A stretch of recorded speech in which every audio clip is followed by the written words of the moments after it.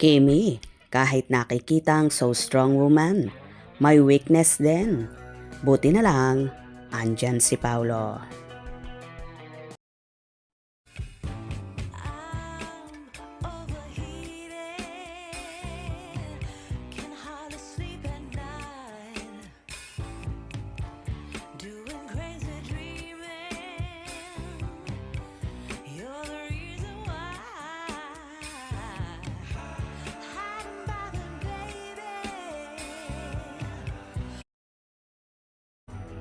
Sa gitna ng pinagdaraanang kontrobersiya, kaugnay sa demanda nito laban sa kanyang nakatatandang kapatid. Isang makahulugang reel ang ibinahagi ni Kim Chiu sa kanyang Instagram na ang mensahe ay humihingi ito ng suporta, pagmamahal, pangunawa at hindi ang matawag siyang strong o matibay. Mapapanood sa unang frame ng reel ang video ng isang puno. Sumunod dito ay ang pagtakbo ni Kim papalayo sa alon para hindi mabasa. Sumunod ay ang shot ng sunset at ang panghuli ay ang silhouette shot habang nasa gilid ng bintana ng sasakyan at nakatingin sa labas. Maririnig sa voice narration ang mga katagang, "I dream of never been cold strong again. I am exhausted by strength. I want support. I want love. I want understanding. Not patted on the back for how well I take a hit." I dream of never being called strong again. I'm exhausted by strength.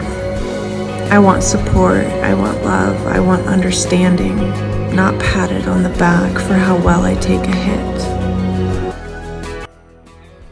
Walang anumang caption sa post kundi isang white heart, icon, praying hand at star.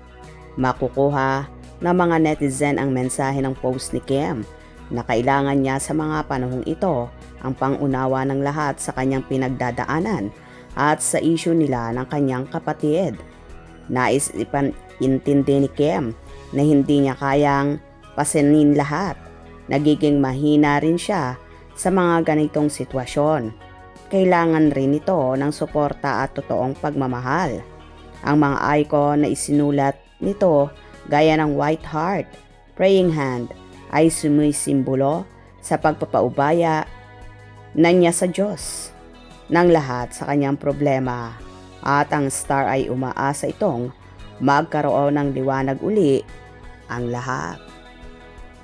Well, samot-saring reaksyon na nga ang nararamdaman ni Kimi, kaya naman humihingi na lang siya ng pangunawa, ng pagmamahal, suporta, at humihiling din siya ng dasal na malampasan niya ang lahat ng problemang pinagdaraanan niya ngayon at ng pamilya nila. Buti na lang, palaging nasa tabi niya ang nobyong si Paulo Avellino na nagbibigay ng mga advices at umaalalay lalong higit sa nararamdaman niya at pinagdaraanan niya ngayon. Good job, Paulo! Hope you enjoyed. Please subscribe for more info.